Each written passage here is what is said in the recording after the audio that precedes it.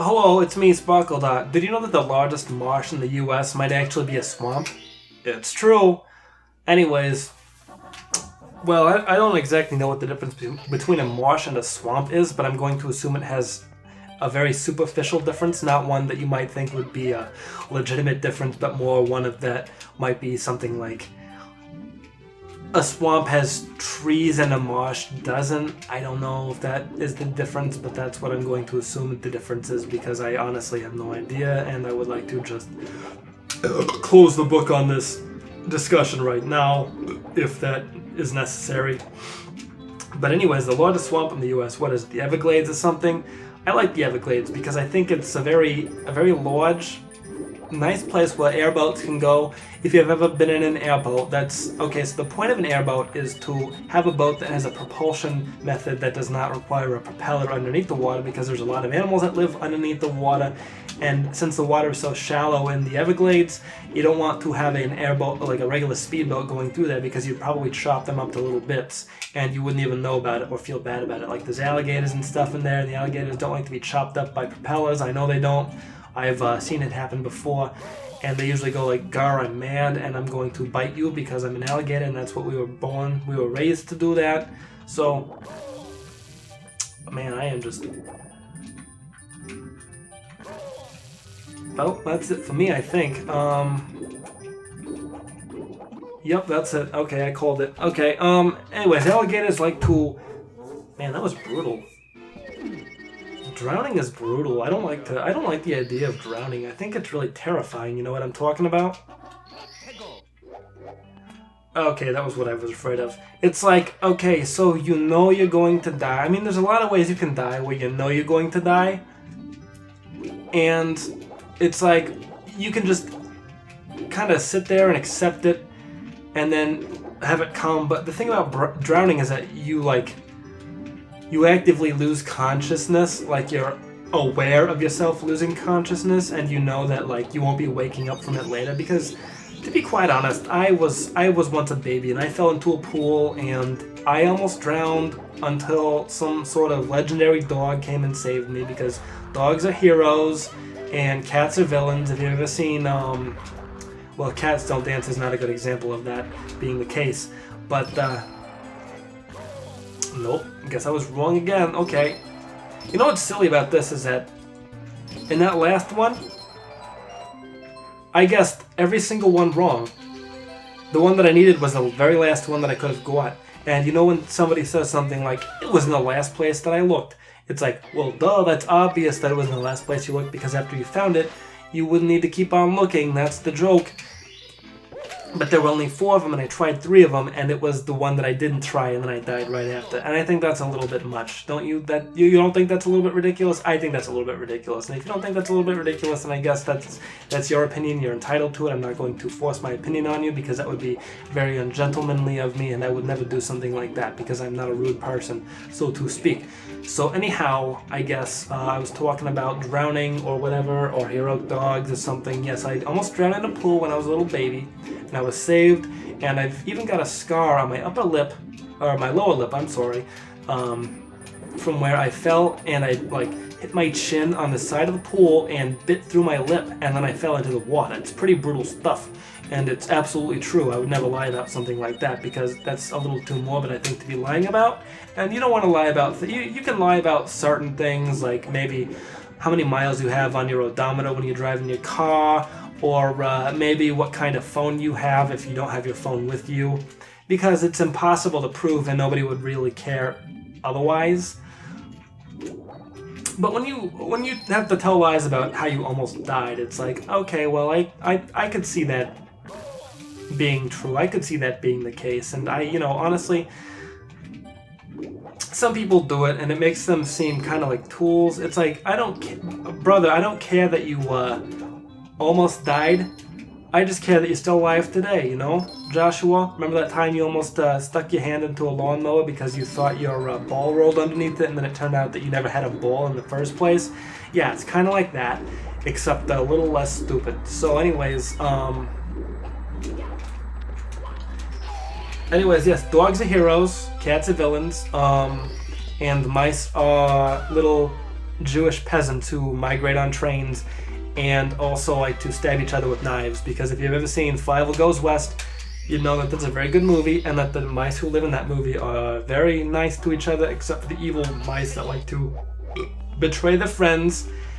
And I don't think you should betray your friends. I think you shouldn't take your friends for granted, because they are the people who will be with you your whole life unless you betray them first.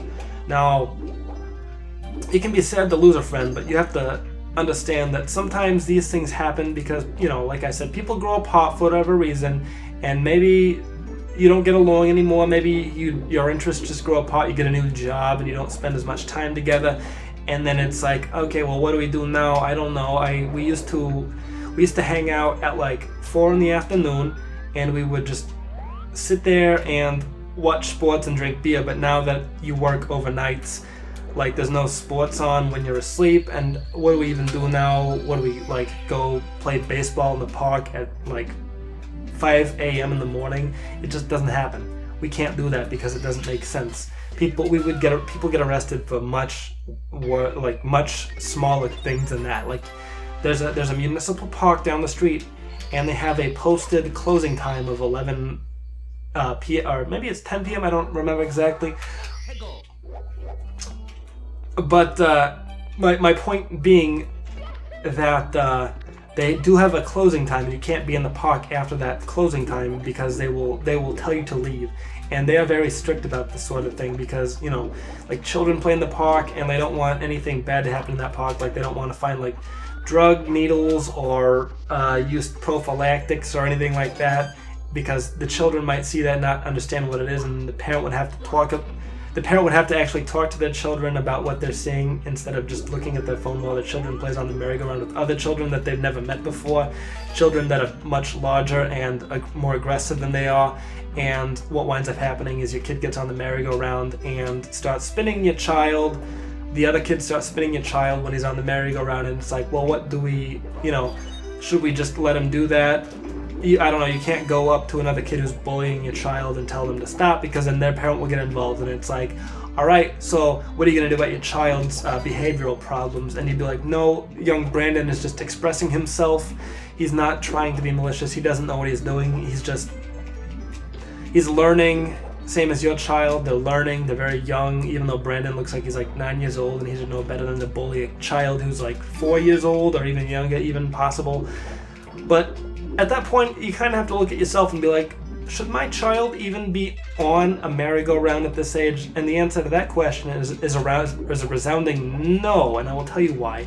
The reason for that is because your child can get hurt very easily on a merry-go-round. When I was in elementary school, we had a merry-go-round on our playground, and one girl wound up throwing up on the merry-go-round, and they wound up taking it out the next day, getting rid of it completely because a girl threw up on the merry-go-round. It turned out she was actually just sick that day, and that's why she threw up. But they still took out the merry-go-round under the assumption that it wasn't safe. But they left the things like the climbing post that doesn't have a ladder. You just climb up it and then you can sit at the top, but there's no way down other than the way you came up, which is just a pole.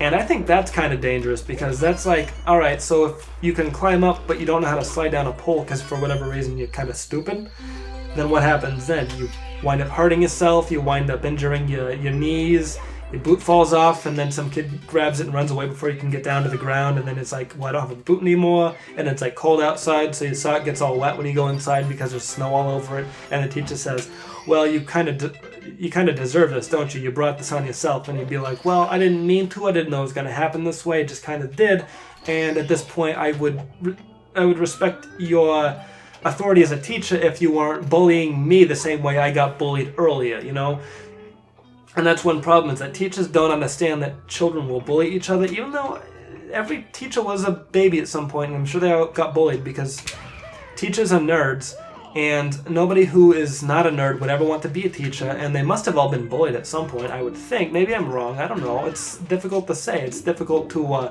make that sort of judgment call, because I've never been a teacher, and I don't like teaching because I find it to be disgusting. It makes me want to cut off my fingers.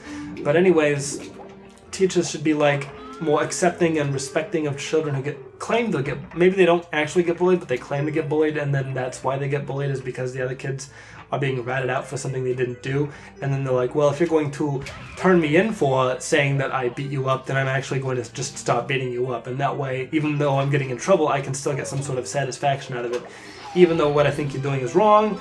And I think bullying is wrong sometimes. Sometimes people deserve to get bullied, especially if you're cyberbullying somebody. It's okay, because it's like, what are they gonna do? You know, they can just turn off the computer and walk away and go have a cup of gelato or something like that. But they don't. They just sit there on Twitter and cry to themselves, and they write blogs on the Facebook and be like, I'm so sad. I wish somebody would respect my sadness or whatever it is, because, you know, I can't defend myself anymore. For whatever reason, I can't defend myself, and I expect everybody else to do the dirty work for me, even though I am a fully grown and somewhat well-adjusted adult person, and I'm capable of making my own decisions. I just choose not to. And that's kind of what I think is happening a lot of the time whenever we hear about bullying problems. I think it's just people not defending themselves even though they have the means to. You know what I mean? Not that I'm saying, like, I guess I should go back and say, not that I'm saying bullying is wrong, just don't bully somebody who you think might have a gun at home. And I think there's nothing wrong with that. I think there's nothing wrong with saying that. It's like you go back on the whole Columbine thing. Those kids, well, what, they just misunderstood? No, they just were hateful children, and they wanted everybody to die, and then they wound up killing everybody. Well, not everybody, but like 13 people. All because they played too many levels of Doom 2, and they watched Encino Man one too many times and got really frustrated with how bad Pauly Shore's acting is. Even though I think he's a fine actor, I think he's a wonderful actor, and I think we shouldn't talk bad about Pauly Shore. I think he's a very nice boy. I think he's a very gentle boy, and he deserves our love and respect. And without that, he'll never flourish in Hollywood. Now, Rob Schneider is somebody that I don't like so much, and he was in this like CGI animated movie called Norm of the North, which was about a polar bear named Norm who was trying to protect his home in the Arctic from, I think, a real estate mogul. And if you watch this movie, it's like, this looks like something that would have been made in like India in a way to like profit off of children's grandparents who don't know anything about like what a good movie is or should be. And it's like, all right, well, what do we do next? I don't know. It's hard to say. Okay, well, anyways, I'm going to call this episode good and say that we will be back again soon for more SparkleDart, probably fighting ghosts, because the new Ghostbusters movie is coming out and I wanted to do like a promotional tie-in, but they rejected my email, and I was like, oh, that's a problem for me, but I'll still do it anyways, because I think that there's a lot of things to talk about when it comes to Ghostbusters. So anyways, I will be back again soon, so don't worry so much. Goodbye, more.